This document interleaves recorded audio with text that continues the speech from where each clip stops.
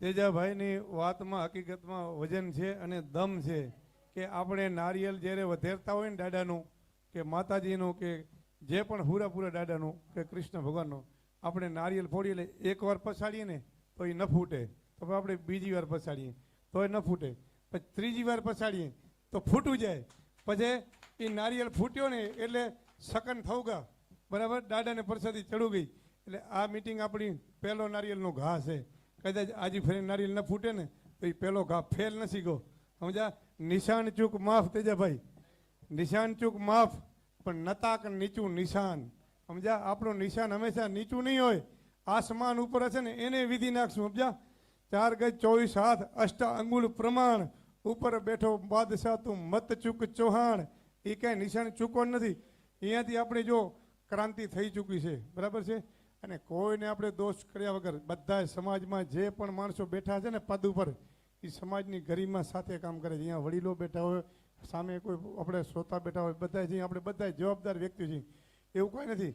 પણ પહેલો કાનજીભાઈ આપણે પોતાથી કરાય કે ભાઈ હું આ ચીજ સ્વેચ્છાએ મૂકું છું, મારા ઘરવાળાને હું નહીં કહું, પણ એ આપણાને જોઈને અમલ કરવા જોઈએ. કેમ કે સંસ્કાર છે ને, સંસ્કાર એ હશે હું આ વસ્તુ ઓટોમેટિક થવા મળશે. કાંઈ તમારે કહેવાની જરૂર નથી. ગોકુળમાં સંસ્કાર હતા ને, ગોકુળમાં સંસ્કાર હતા બરાબર, ગરીબાઈ હતી પણ સંસ્કાર હતા ને, તો કાનુડાનું ધક્કો ખાવો પડ્યો હતો. હું એવી આશા કરું છું કે આ એ સમાજના ઘરે પાછો એકવાર એ નંદ બાવાનો લાલો આવશે બરાબર, એ નંદ બાવાનો લાલો આવશે.